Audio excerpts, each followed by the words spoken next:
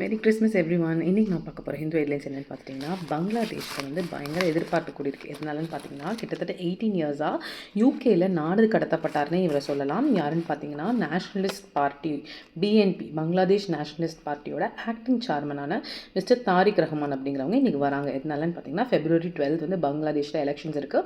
So அஃபிஷியலாக election கேம்பெயினை துவங்கி வைக்கிறாங்க இவங்க வந்து. அண்ட் ஆல்சோ ஃபார்மர் பங்களாதேஷ் பிஎம்மான கலீதா ஜியா இவங்க அம்மா தான். அவங்க வந்து சிக்கா இருக்காங்க, ஹாஸ்பிட்டலைஸ் பண்ணியிருக்காங்கன்னு சொல்கிறாங்களா, அவங்களையும் பார்க்க போகிறாங்க. ஸோ மக்கள்லாம் பயங்கரமாக திரண்டிருக்காங்க. ஏன்னா இவரோட சப்போர்ட்டர்ஸ் நிறைய பேர் இருக்காங்க. கிட்டத்தட்ட ரொம்ப நாளைக்கு முன்னாடி ஒரு 18 இயர்ஸ் முன்னாடி 2007 2008 ஒரு பிரச்சனையப்போ இவரை வந்து கைது செஞ்சுருக்காங்க. ஸோ கைது செஞ்சப்போ சிக்கா இருக்கேன்னு சொல்லிட்டு அவங்க யூகே கிளம்பி போயிருக்காங்க அந்த கைது செய்யப்பட்ட தருணத்தில். அதுக்கப்புறம் 18 இயர்ஸ் கழிச்சு இப்போ தான் வந்திருக்காங்க. So last year fall of the government, Sheikh Hasina அவங்க கவர்மெண்ட் ஃபால் ஆனப்பவே இவர் வருவார்னு எதிர்பார்க்கப்பட்டாங்க. ஸோ அப்போல்லாம் வராமல் 18 மந்த்ஸ் கழிச்சு பொறுமையாக இருந்து ஸ்ட்ராட்டஜைஸ் பண்ணிவிட்டு இப்போ தான் வந்திருக்காங்க. மேலும் என்ன நடக்குது அப்படிங்கிறத பொறுத்து பார்ப்போம்.